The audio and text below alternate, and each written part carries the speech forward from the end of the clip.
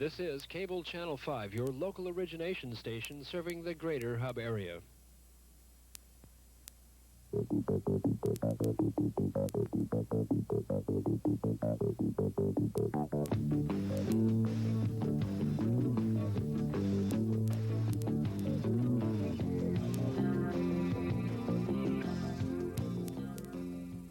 Welcome to Cable Channel 5's Hub Magazine. This is edition 149 for August 28, 1984.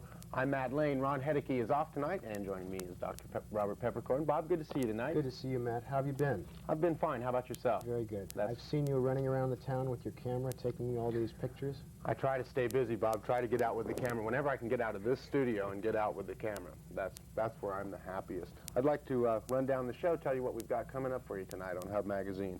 A little bit later on, Dr. Leonard Marks will be along to talk about ear infections. If you have kids, you know all about that most likely. Also, Bill Monahan. Dr. Peppercorn will be talking with Ed Newton about the Turtle Trot. You'll want to stay tuned for that. Also, we'll let you listen to a little bluegrass music. We'll take a look at a vintage airplane from Beale Air Force Base. But first of all, let's talk about a story that is going to develop some prominence, I think, here in the next few days, at least if you have anything to do with the agriculture business. By a 4-3 decision, California State Supreme Court ruled that cities and counties can, on their own accord, ban aerial application of substances used to check crop and tree-damaging insects or to suffocate weeds and grasses. The decision has many farmers up in arms. I've got more details for you now in this interesting story. Let's have a look. To understate the importance of agriculture to the Sutter County area, this $200 million a year industry is indeed the economic background of our community. Our way of life depends upon it. Take away the agriculture and you would probably see a bankrupt county instead of one of California's most prosperous counties. The agricultural industry is facing a threat in the state legislature this week. As the legislature winds down its 1984 session, a bill will come before them that will clarify something that the state Supreme Court did a couple of weeks ago. Sutter County Agricultural Commissioner Al Perrin explains the dilemma this way.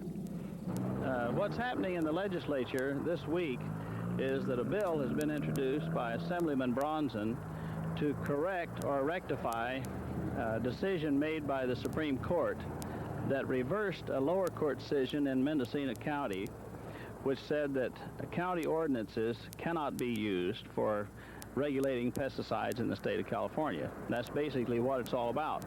And that's a major issue, and the reason it is because it could affect agriculture in such a broad sense, not only the growing of their crops, but the marketing of their crops, if you didn't have standard guidelines to go by in the state.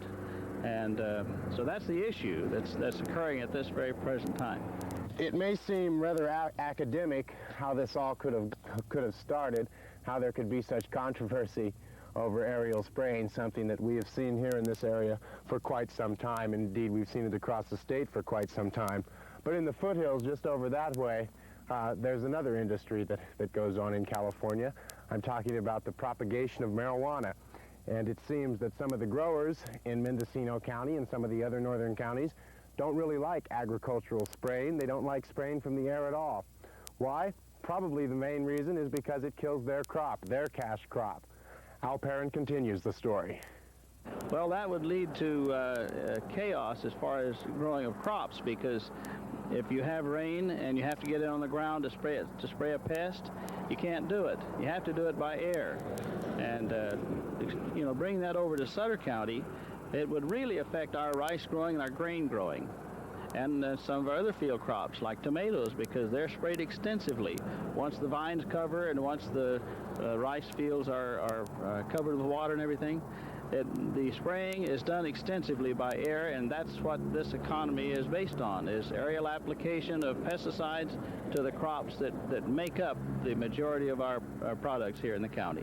We've discussed the issue with Farm Bureau and some of the members of the Farm Bureau here and some peach growers and so forth, and they're obviously aware that there's quite an issue here, and their livelihood is at stake in reality, and they're all 100% behind the legislation that would correct the flaw that the Supreme Court seemed to see in 14007 of the Food and Ag Code that caused this furor. If this decision stands, Al, bottom line, what will it mean for agriculture in the state of California? If it remains, I can see where we're going to have to make major changes, and it could actually happen. The worst case situation could be that a lot of counties are waiting in the wings to adopt regulations right now at a county and city level that would ban the application of pesticides. And obviously, that's going to affect a lot of people. It's going to affect not just farmers, but, you know, the workplace. It's going to affect the economy and everything that depends on agriculture in the state. It all seems rather simple, a problem that has developed because of another problem. The problem of marijuana growing has indeed spread to, it would appear, California's agricultural base, the legal crops that are grown in this state. Who will win? Well, we understand that in the state Senate, the bill eased through, the bill that will, of course, rectify what the state Supreme Court says. In the Assembly, it's facing some amendments that will water it down. Reporting from Sutter County on a very interesting issue, I'm Matt Lane. An interesting story that will develop, lest we say that the only reason the Supreme Court rejected the lower appellate court's decision that that indeed local jurisdictions cannot regulate the spraying of pesticides. There are also environmental groups that are involved in opposition to overturning this decision by the state Supreme Court. Earlier today, Bob, I spoke with Jim Akins. He's a Robbins rice grower, and he's also the president of the Yuba Sutter Farm Bureau. Mr. Akins told me, and I quote, "Generally, farmers are for home rule. But if this decision stands, it will create chaos. It would mean that local governments could create rules that farmers could not live with. Considering the economic importance of farming to this area, this is an issue we should keep our eyes on." I can't imagine that the Yuba County Board of Supervisors, as an example, ever banning aerial spraying. I mean, that's so important to the agriculture. I don't think it would happen in this county. However, other counties could be a big problem. That's true, Bob. I asked Al Perrin about that. I said, what's the reality of it? And I believe he mentioned it in the interview. In Monterey County, which is a very big agricultural county in the state of California, the board there is ready to pass a law that would ban aerial spraying. It's a tricky situation. It's hard to imagine, but it's happening. All right, what do we got coming up next, Bob? A vintage B-17 bomber has been acquired by the Beale Air Force Base Museum recently, and according to base officials, the folks at the museum are looking for volunteers to help refurbish this ancient warbird. Matt Lane has this report on another of the museum's aircraft. It's a KC97 Tanker. Let's take a look, Matt. This is a KC97L Stratofreighter. This antiquated tanker flew with the United States Air Force from 1953 until 1966.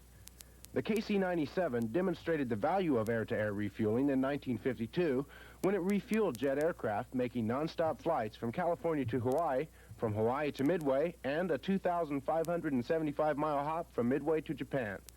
The KC-97 employed the flying boom method of aerial refueling. This system speeds refueling and provides for greater operational flexibility.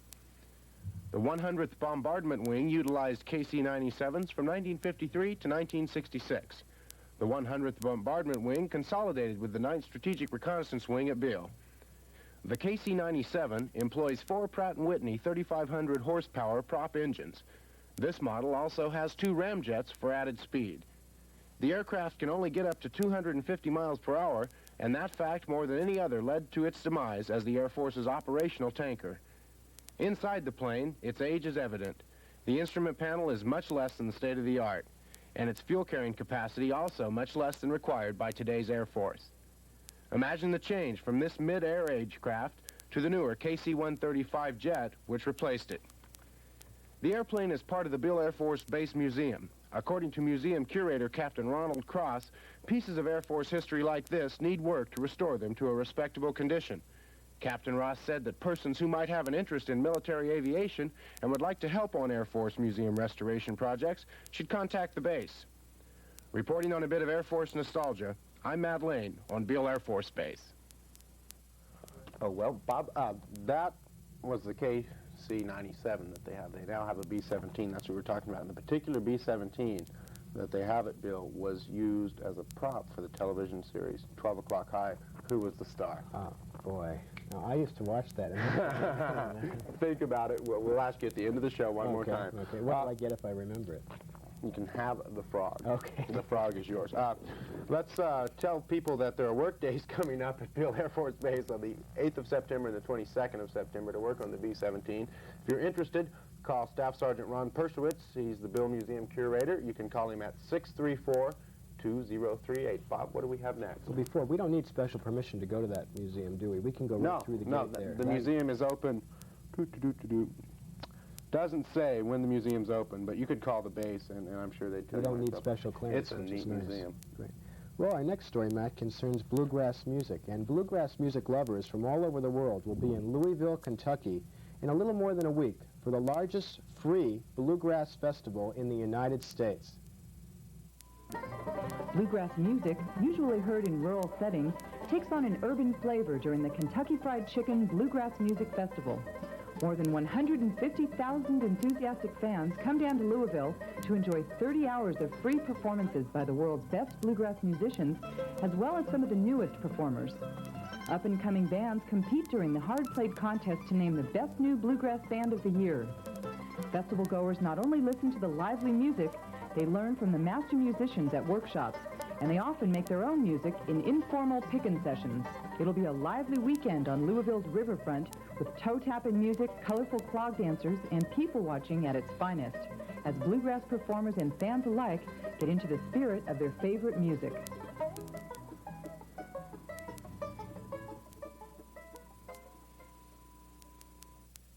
I've never been to a bluegrass festival, I must confess.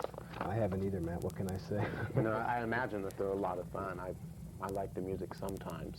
I've seen a few good documentaries on PBS about bluegrass music. I would imagine that someday it'll come to Riverfront Park, like all the other big shows have been. You know, it seems, now that you mention that there has been a bluegrass festival at Riverfront Park. I know there's a fiddling contest in Live Oak. I think was either last weekend or it's this weekend. And they play some, I guess, I don't know. Maybe they play some bluegrass music.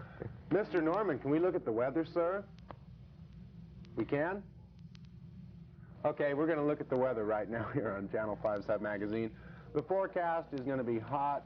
You can expect hot days, warm nights. Summer has returned once again. Currently, here at the Cable Channel 5 studios, we have 93 degrees Fahrenheit. That converts to 34 degrees Celsius. The winds are from the south-southwest and hardly there, some gusts to a mile per hour. The barometer, I believe, is at 30 inches even and rising. And, of course, no rain today. That is a look at the weather. We're going to look at something. I want to talk about this for a second, so I'm going to just go right ahead. We are going to look at something right now that is now a regular feature on Hub Magazine, and we've never really given it the big send-off that Brian and the folks at Warehouse Records deserve. Yes, indeed, you're about to see the top 10 artists, the top-selling artists in Northern California. And, Bob, the excitement doesn't stop there. You'll also get to see, in living Technicolor, well, not Technicolor, but in living color, the #1 artist for this week. You're going to be surprised. So right now, Mr. Norman, if you please, we're going to take a break. When we come back, Bob, you're going to be with Ed Newton. That's right. I'm looking forward to it. We'll be back.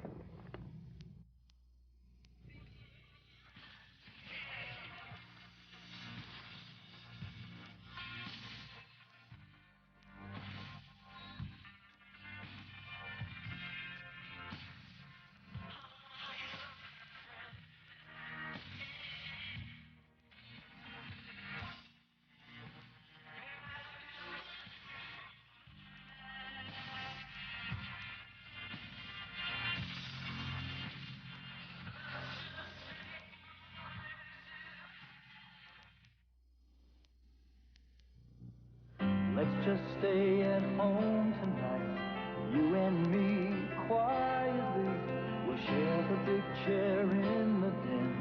Don't know when we'll get this chance again. There's no place like HBO. We'll make your spirit shine, your evening glow. What a feeling. There's no place like HBO. We'll make your spirit shine, your laughter grow. What a feeling. Hey, everybody, come right in. We got something gonna make you grin. It's a never-ending show. There's no place like HBO. We'll make you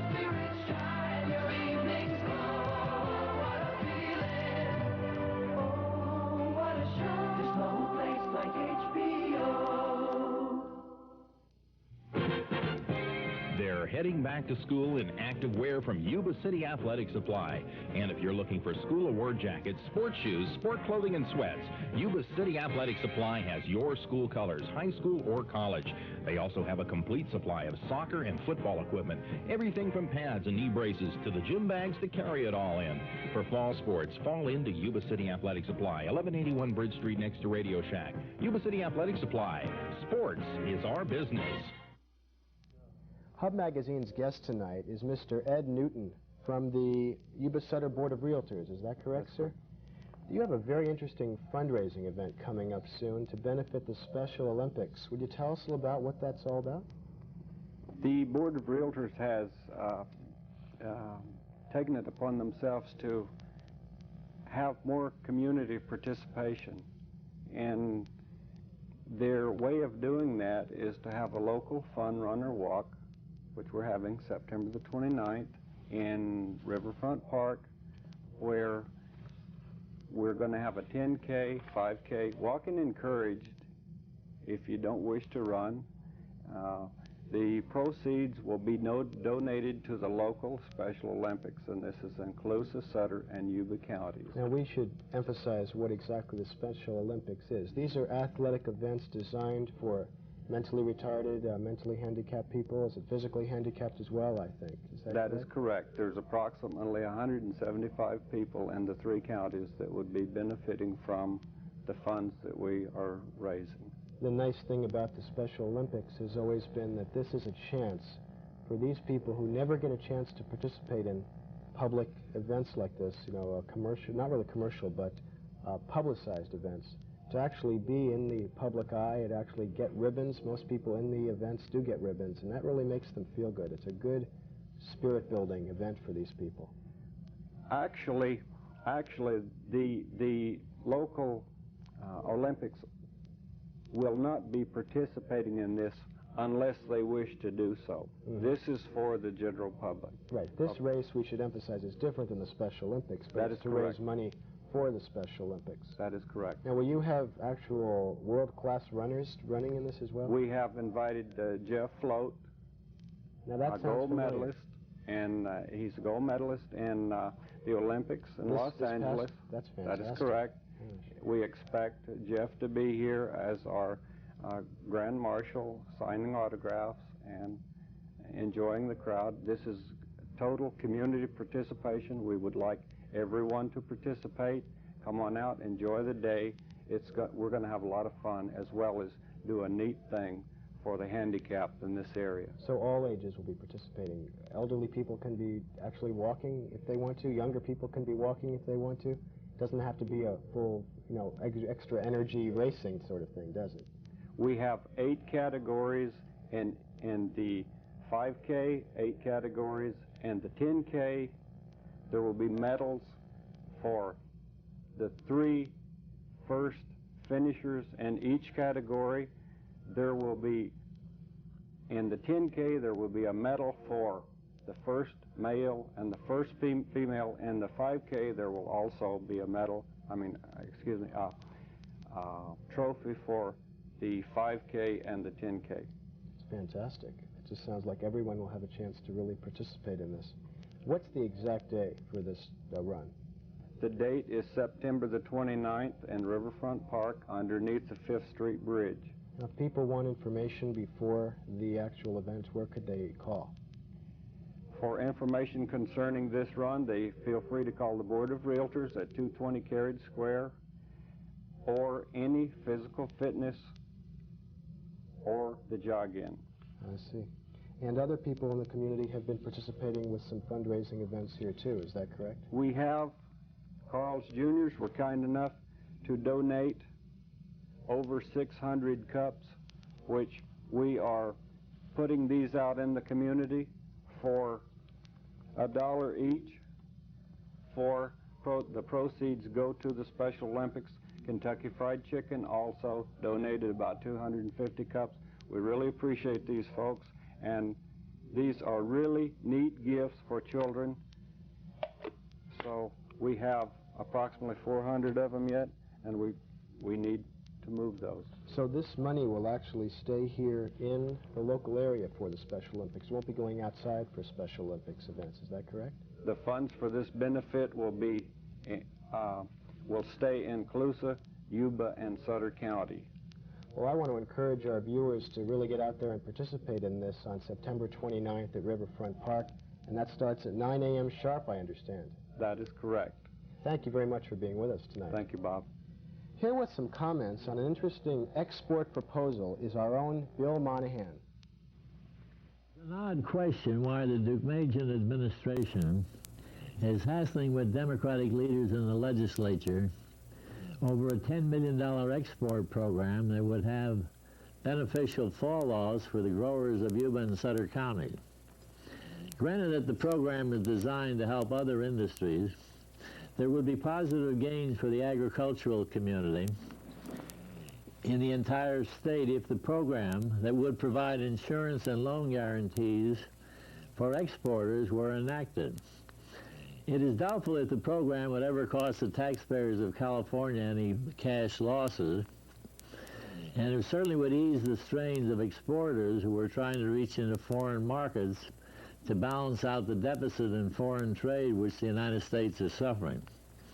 Actually, American food products are one of the saving graces in the export market, doubling the amount of the gross income and the receipts that they are receiving compared to the amount of imports that we get in food from foreign land.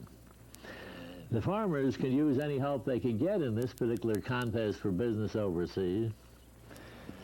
And both the Deukmejian and the Reagan administration have been dragging their heels on promotional programs which would help the exporters. In Yuba Sutter, the harvest that would be primarily affected would be almonds, rice, prunes, peaches, beef, wheat, walnuts, and tomatoes. Rice and clingstone peaches used to be the big export items from here, but in recent years, prunes and almonds have taken over that position. Markets for California products are changing overseas. At the present time, 2/3 of the exports are going to Asia, and 16% are going to Canada. The rest of it is going to South America, Africa, and Europe, and we surely need to rebuild the European market. Crop movements in foreign and domestic markets are of extreme economic importance to the growers of Yuba Sutter. This is Bill Monahan for Hub Magazine.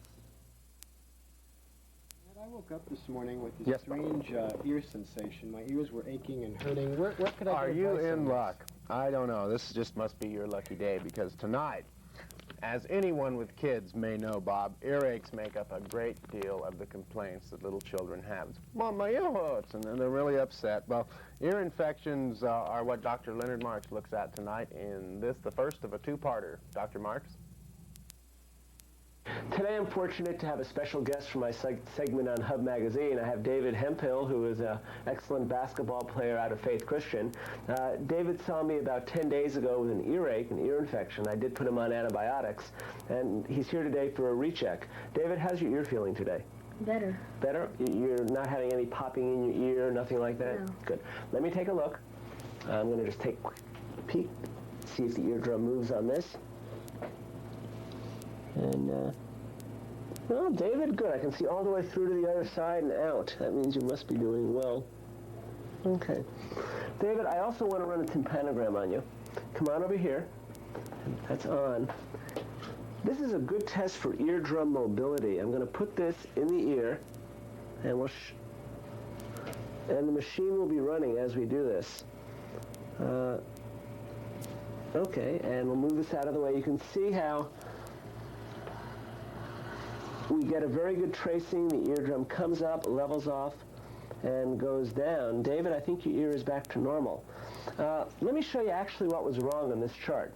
David, your ear canal is over here, and this is the part where you have all the wax. And you have the eardrum over here. Now, the eardrum is the part that was red and inflamed. It's because of a lot of mucus and pus in your middle ear.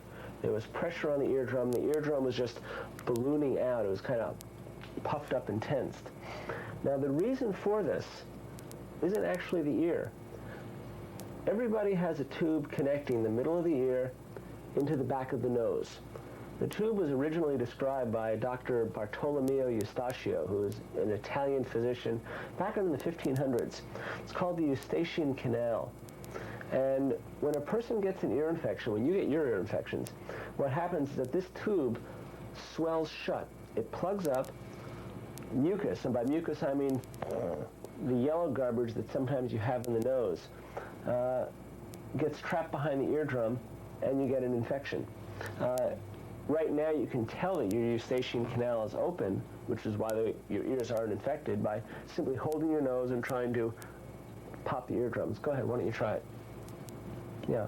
Now, you're lucky. You don't get that many ear infections. But when you were younger, because this Eustachian canal is very narrow, you would get a lot of infections. A lot of people would tend to think that people with allergies get ear infections because the mucus gets into the ear. In reality, what happens, as we'll talk about next week, is that ear infections are caused by swelling of the Eustachian canal. And when the Eustachian canal gets swollen shut, mucus accumulates behind the ear, and then you get an ear infection. Next week, we'll talk about how allergies are related and a little bit about the treatment of middle ear disease. This is Leonard Marks saying thank you to David Hemphill, and we'll see you next week. Well, Matt, does this mean I'm a child? Are you calling me like a little kid? No, no. Do I go to Dr. Marks when my ears get sore? Or? No, you should go to an ear, nose, and throat specialist. Okay, I just wanted to. And that, of course, is, as we all know, I don't know, what's the specialty? You're a dermatologist. Otolaryngo-rhino, or otolaryngologist is the actual correct word. I'm not even going to try. Now they're mixing in the rhino and laryngo and oto and putting it all together, but we'll call it otolaryngology. ENT. I'll buy that. Sounds good. Well, I learned that I have an earache, and I learned where it's a problem in the ear, but where am I going to find out what to do about it? You are in luck. You are in luck. If you watch Hub Magazine, and I know you do, every week, because next week Dr. Marks will be back, and he's going to tell us what to do about ear infections and ear aches and those kind of things. And also next week, Bob will be on the Medical Explorer. You know what we have coming up this Friday night? This Friday is a report on the Sutter County Health Department and Laboratory. Yes. We'll look at their herpes testing and different things like that go on right here in Yuba City on Del Norte Avenue. Now, I know a couple weeks ago, I gave a gift to Ron Hedeke. That's true. I was at home watching. And that was a big pill for his headaches. Well, I don't have anything quite that. Can I say something real quick, though, about that, about sure. the premise of that? You gave Ron, who we know is involved in government, a headache, a pill for his big headache. Okay, and it was a big pill for big headaches. Well, you're a television producer yourself, and you ought to know that we have big headaches, too. I just want you to know I sat at home and wondered if you thought that maybe Ron had bigger headaches than we have in TV. I better keep that comment to myself. I'll just... Okay. But I did bring you something. Oh, goody. Since you're so concerned with your appearance on all your TV shows, I brought you a box of makeup, Matt. Here we go. We've got dark makeup for different dark areas, and we've got... Oops, I just opened it. We'll have to try some light makeup here. I'll try it later, promise.